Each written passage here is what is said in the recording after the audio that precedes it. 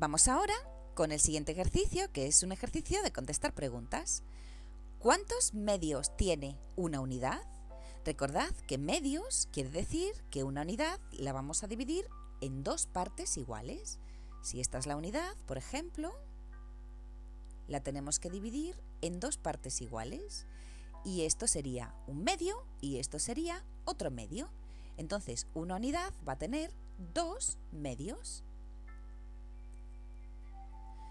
¿Cuántos tercios tiene una unidad?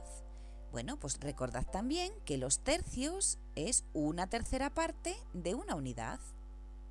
Esto quiere decir que si tenemos una unidad y la dividimos en tres partes iguales, esto va a ser un tercio, esto va a ser otro tercio y esto va a ser otro tercio. Entonces, ¿cuántos tercios tiene esta unidad? Pues tiene 3 tercios. Una unidad siempre va a tener el numerador y el denominador iguales. ¿Cuántas partes de una unidad tienes que tomar para tener 2 tercios? Bueno, pues para tener 2 tercios de una unidad necesitamos dividir la unidad en 3 partes iguales y de esas partes tomamos 2. Entonces, 2, siempre que esté dividida en tercios. ¿Cuántos sextos hay en una unidad? Sextos, recordad que quiere decir que la unidad se está dividiendo en 6 partes iguales.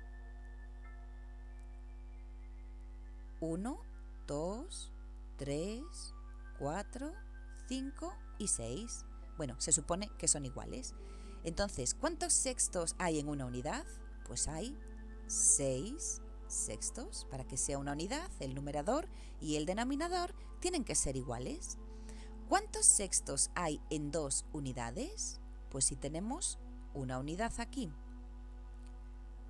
y queremos hallar los sextos, 1, 2, 3, 4, 5, 6, esto es una unidad y otra unidad tendría otros 6 sextos.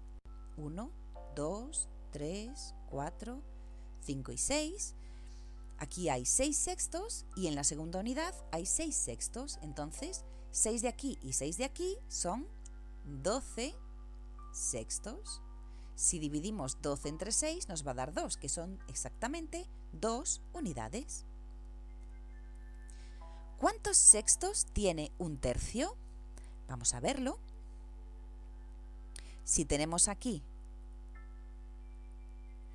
vamos a ver cuántos tercios tiene una unidad, que serían 3, ¿no? Estos son 3 tercios. Pero la misma unidad podemos dividirla, en vez de en 3 partes iguales, podemos dividirla en 6 partes iguales. Y así tendríamos sextos. Por ejemplo, esta unidad, la misma unidad, por ejemplo, una tarta la podemos dividir en 3 trozos iguales o la misma tarta la podemos dividir en 6 trozos iguales. Entonces, un tercio de la tarta, si la dividimos en 3 partes iguales, es esto de aquí. ¿Veis? Esto sería un tercio, esta porción de tarta. Pero si tenemos sextos, la misma porción de tarta habría que coger todo esto, ¿veis? La misma longitud, la misma porción de tarta. En este caso, aquí serían 2 sextos, porque la tarta la tendríamos que dividir. La hemos dividido en 6 partes iguales y para que sea igual que la de arriba, nos harían falta 2 trozos en vez de 1. Entonces, ¿cuántos sextos tiene un tercio? 2. ¿Cuántos sextos tienen 2 tercios? Pues en vez de coger un tercio aquí, vamos a coger 2 tercios, que serían todo este trozo de tarta. Y esto en sextos tendríamos que coger todo esto hasta aquí, el mismo trozo de tarta.